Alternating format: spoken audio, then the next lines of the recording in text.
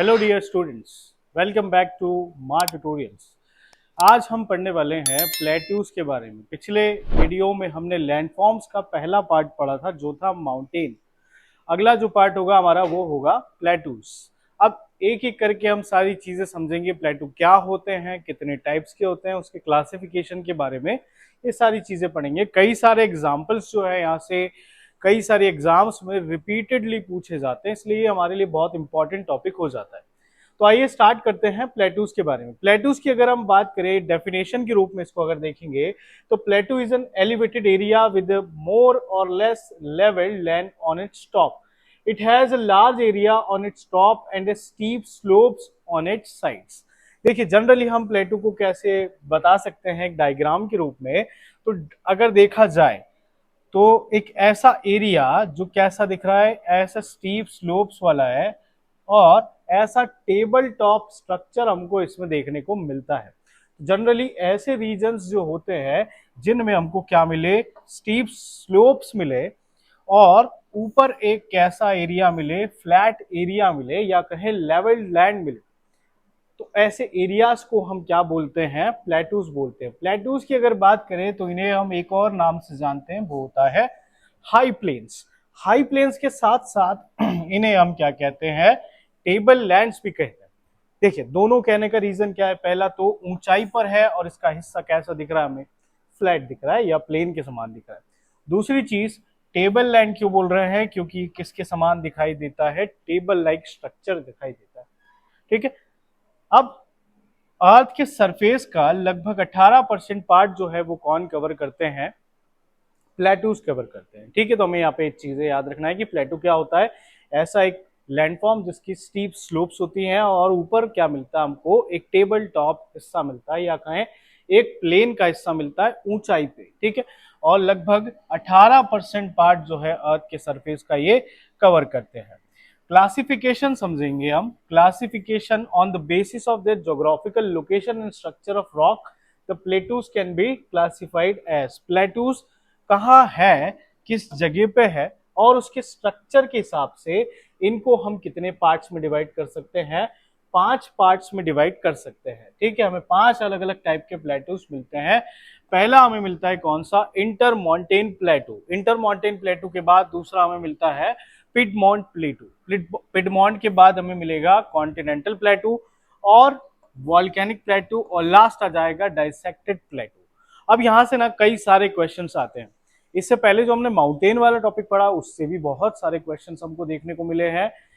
कई पुराने पेपर्स में आप उनको देख सकते हैं और आगे आने वाले क्वेश्चंस भी हमको यहाँ से मिलते हैं। ठीक है। अभी 2025 वाला जो पेपर हुआ है एनडीए में, उसमें भी हमसे कई सारे ऐसे क्वेश्चन मिले हैं। सीडीएस में भी हमको क्वेश्चन मिले। तो इस वजह से ये टॉपिक्स जो हैं हमारे लिए बहुत इंपॉर्टेंट हो जाते हैं जियोमॉर्फोलॉजी के। ठीक है। तो सबसे पहले हम समझेंगे इंटरमॉन्टेन प्लेटू। इंटरमॉन्टेन प्लेटूज होते क्या हैं। ठीक है।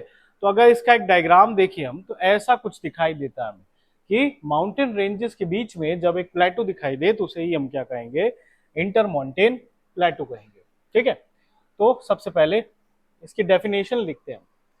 The plateaus which are bordering the mountain ranges, generally fold mountains or partly or fully enclosed within them, are called intermontane plateau. Intermontane का अर्थ ही क्या होता है, बिटवीन माउंटेन्स। तो माउंटेन्स के बीच में जब प्लेटू होते हैं तो उसे हम किसका नाम देते हैं, इंटरमॉन्टेन प्लेटू का।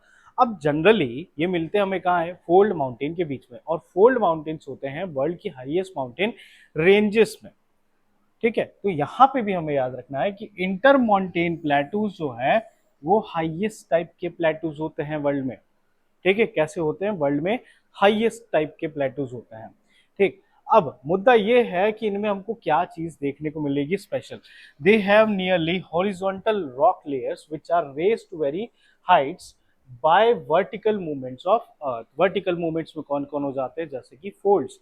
तो जब फोल्ड्स क्रिएट होते हैं तो कई बार कुछ ऐसे हिस्से भी हमको देखने को मिल सकते हैं। तो ये वाला जो हिस्सा होता है हमारा, ये वाला कौन सा हिस्सा हो जाएगा, मान लीजिए ये एक माउंटेन, ये भी एक माउंटेन, ये किसका एग्जाम्पल हो जाता है, प्लेटू का। ठीक है। तो दो माउंटेन रेंजेस या दो माउंटेन्स के बीच में हमें यहाँ पे कौन मिल रहा है, ये एक प्लेटू। ठीक है। तो इसका फॉर्मेशन जनरली किससे हो रहा है, वर्टिकल मूवमेंट से हो रहा है। तो इसलिए हमको यहाँ पे याद रखना है कि ये कौन से टाइप के माउंटेन्स होते हैं, सॉरी प्लेटूज होते हैं, हाईएस्ट टाइप के। एग्जाम्पल की अगर हम बात करते हैं तो इसके एग्जाम्पल में हमें कौन से याद रखना है, तो सबसे पहले हमें मिलेंगे हिमालयास, काराकोरम, कुनलुन शान और टियान शान के बीच में मिलने वाले plateaus. For example Tibetan mountain plate, ठीक है। टिबेटियन प्लेटू जो है वो किसके बीच में मिलता है अपने को, हिमालयन माउंटेन रेंज के, ठीक है। तो इसको याद रखना, वो क्या है, वर्ल्ड का हाईएस्ट प्लेटू है। और टिबेटियन माउंटेन के लिए, सॉरी माउंटेन में, टिबेटियन प्लेटू के लिए ही हम अलग अलग टर्म्स यूज करते हैं, जैसे इसको पामीर प्लेटू भी कहा जाता है। साथ ही साथ इसे पामीर प्लेटू के साथ रूफ ऑफ द वर्ल्ड भी कहा जाता है। क्यों, क्योंकि ये बहुत ज्यादा ऊंचाई पे है। तो इसको याद रखिएगा, इसका एग्जाम्पल। इसके अलावा भी हमारे पास में कई सारे एग्जाम्पल हो सकते हैं, जैसे कि हमें मिलेगा कौन, एक एग्जाम्पल के लिए हमारा जो मालवा प्लेटू मान सकते हैं हम, ठीक है। इसके अलावा और भी कई सारे एग्जाम्पल हो सकते हैं। तो यहाँ सबसे इंपॉर्टेंट एग्जाम्पल कौन सा है, तो टिबेटियन प्लेटू, ठीक है। नेक्स्ट हमारा जो टाइप आएगा वो होगा पिडमॉन्ट प्लेटू।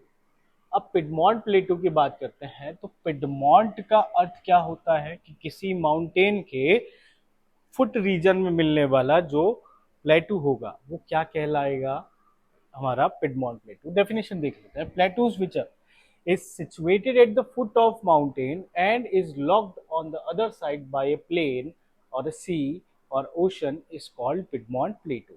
यहाँ जैसे कि हम इस डायग्राम में देख सकते हैं कि एक साइड हमें क्या मिल रहा है, माउंटेन, बीच में यहाँ पे हमें क्या मिला, प्लेटू, और इधर कोई प्लेन हो सकता है, इधर कोई सी हो सकता है, ओशियन हो सकता है। तो ये सारी चीजें हमें यहाँ पे देखने को मिलेगी। तो पिडमॉन्ट यानी ऐसा प्लेटू जो कहाँ है, किसी माउंटेन के फुट रीजन में, ठीक है। पिडमॉन्ट का अर्थ ही क्या होता है, फुट ऑफ ए माउंटेन। तो याद रखना इसको। They are also called plateaus of denudation. इनको क्या कहते हैं, प्लेटूस ऑफ डीन्यूडेशन। ऐसा क्यों कह रहे हैं, क्योंकि कहा जाता है कि हो सकता है कि ये कुछ इस तरह का स्ट्रक्चर रहा हो। मान मान ले कि ये भी एक पहले माउंटेन रहा हो, ये भी एक माउंटेन रहा हो। अब धीरे धीरे इसमें हमें क्या देखने को मिला, इसमें हमें देखने को मिला कि ये क्या होता चला गया, ये रिड्यूस होता चला गया। और रिड्यूस होते होते इसने स्ट्रक्चर ले लिया किसका, एक प्लेटू का, ठीक है। तो ये यहाँ पे कौन सी प्रोसेस हुई है, डीन्यूडेशन, ठीक है। कौन सी प्रोसेस हुई है, डीन्यूडेशन, या कह सकते हैं कि इसका इरोजन हो चुका है अलग अलग तरीकों से, जिसकी वजह से ये हमें कैसा दिखाई दे रहा है, एक प्लेटू के जैसा। और इसकी दूसरी साइड हमें कौन मिलेगा, या तो प्लेन हो सकता है या सी हो सकता है, ठीक है। एग्जाम्पल की बात करते हैं तो मालवा प्लेटू जो है वो किसके एग्जाम्पल में भी शामिल हो सकता है, तो पिडमॉन्ट प्लेटू के एग्जाम्पल में शामिल हो सकता है। कैसे, क्योंकि ये अरावली माउंटेन रेंज और हमारी विंध्य माउंटेन रेंज के बीच में है, और साथ ही साथ ये उनके फुट रीजन्स में भी है। तो इस वजह से एग्जाम्पल हो जाएगा मालवा प्लेटू किस चीज का, पिडमॉन्ट प्लेटू का। अगला टाइप हमारा हो जाएगा कॉन्टिनेंटल प्लेटू। अब कॉन्टिनेंटल प्लेटू में हम सबसे पहले इसकी डेफिनेशन देखते हैं। They are formed either by extensive continental upliftment or by spread of horizontal basic lava, जो कि बहुत कम विस्कस है या less viscous sheets completely covering the original topography. अब हुआ क्या कि एक रीजन है, यहाँ पे क्या निकल रहा है, अपना लावा। अब ये लावा जो है वो धीरे धीरे क्या होता चला गया, इधर देख लेते हैं। मान लीजिए कि ये एक रीजन है, यहाँ से बाहर निकल रहा है लावा। अब ये लावा बहुत कम विस्कस है, यानी ये लंबी दूरी तक फैलेगा, और लंबी दूरी तक फैलेगा तो इस तरह में इसकी शीट्स जो है वो देखने को मिलेगी। और इन्हीं शीट्स में हमें एक रीजन जो है वो कुछ ऐसा उठा हुआ दिखने लगेगा, जो कि किसका फॉर्मेशन करेगा, एक प्लेटू का, ठीक। तो ये तो फॉर्मेशन हो गया इसका, किसकी वजह से, लावा के अपलिफ्टमेंट की वजह से। अब कई बार होता यह है कि अर्थ के जो एरियाज है वो ऊपर उठ जाते हैं, तो किसी टाइप के वर्टिकल मूवमेंट के कारण कॉन्टिनेंटल अपलिफ्टमेंट जब देखने को मिले, तब हम देखते हैं कि फॉर्मेशन हो सकता है किसका, कॉन्टिनेंटल प्लेटू का। तो कॉन्टिनेंटल प्लेटू दो तरीकों से बन रहे हैं, पहला लावा के स्प्रेड से और दूसरा कॉन्टिनेंटल अपलिफ्टमेंट से। This kind of plateaus show an abrupt elevation in contrast to the nearby lowland or sea, that is more steepness on sides. होगा क्या कि जैसे यहाँ एग्जाम्पल में हम देख रहे हैं कि ये कैसा एरिया है, ये ज्यादा स्टीप एरिया है, बहुत ज्यादा ऊंचाई पे चढ़ रहा है, तो ये एकदम अब्रप्ट होता है। अब्रप्ट मतलब कि अचानक से आसपास के इलाकों से ज्यादा उठा हुआ हिस्सा हमें दिखने लगे, तो वो किसका एग्जाम्पल होता है? कॉन्टिनेंटल प्लेटू का। अब कॉन्टिनेंटल प्लेटू धीरे धीरे लावा के एक्यूमुलेशन की वजह से बना है, इस वजह से इन्हें हम क्या बोल देते हैं? Plateaus of accumulation. ठीक है, क्या कहते हैं इन्हें? प्लेटूज ऑफ एक्यूमुलेशन भी इन्हें कहते हैं। यानी एक जगह क्या होता गया, एक जमाव होता गया और उसी जमाव के कारण इनका फॉर्मेशन होता है।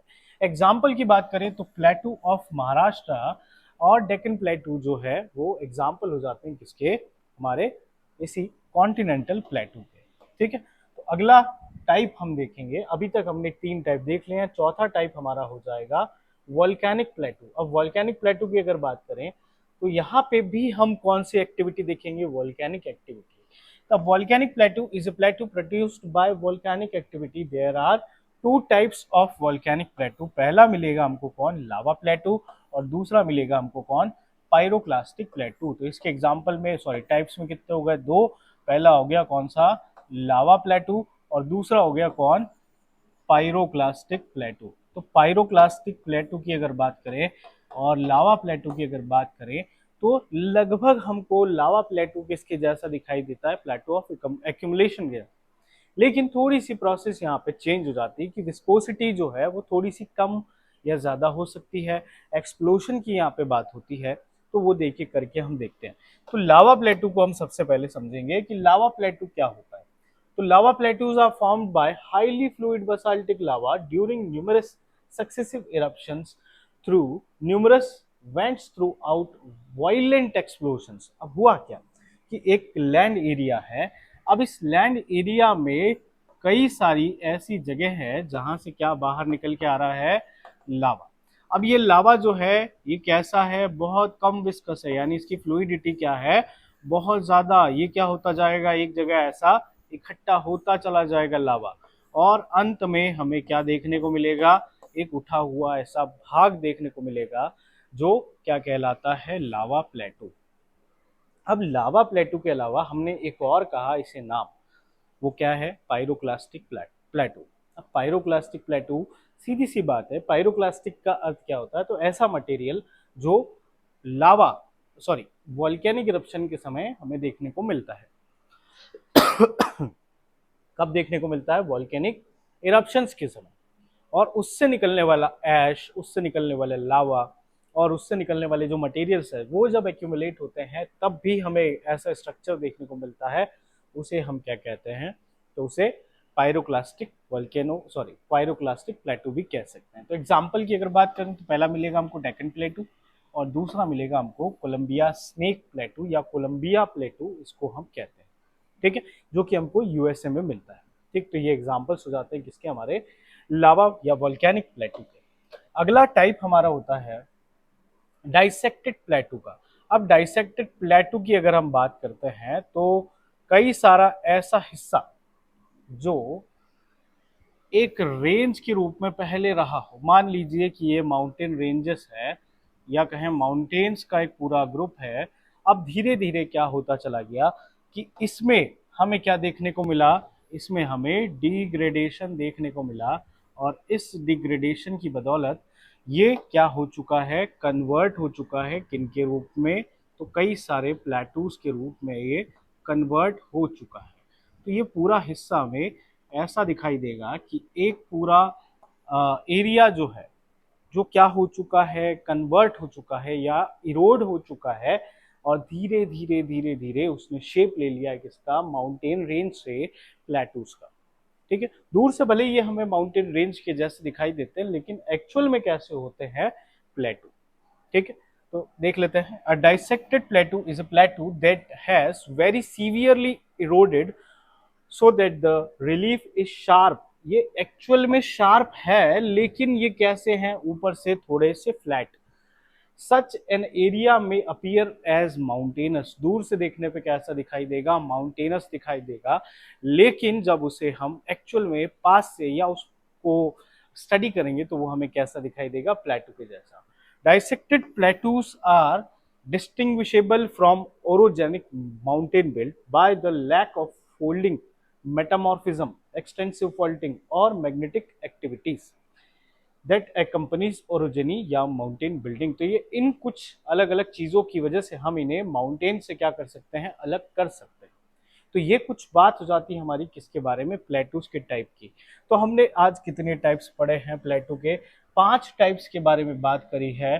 और इन पांचों टाइप में कई बार हमारे पास में क्वेश्चन देखने को मिलते हैं।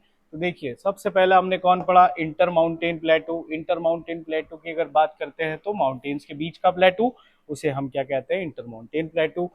पिडमॉन्ट प्लेटू यानी ऐसा प्लेटू जो कहाँ मिल रहा है, माउंटेन्स के फुट रीजन में, और उसकी एक साइड आपको क्या मिलेगा, प्लेन मिलेगा या सी मिलेगा या ओशन मिलेगा। कॉन्टिनेंटल प्लेटूज की अगर बात करते हैं तो इनका जनरल फॉर्मेशन किसकी वजह से होता है, तो अपलिफ्टमेंट की वजह से।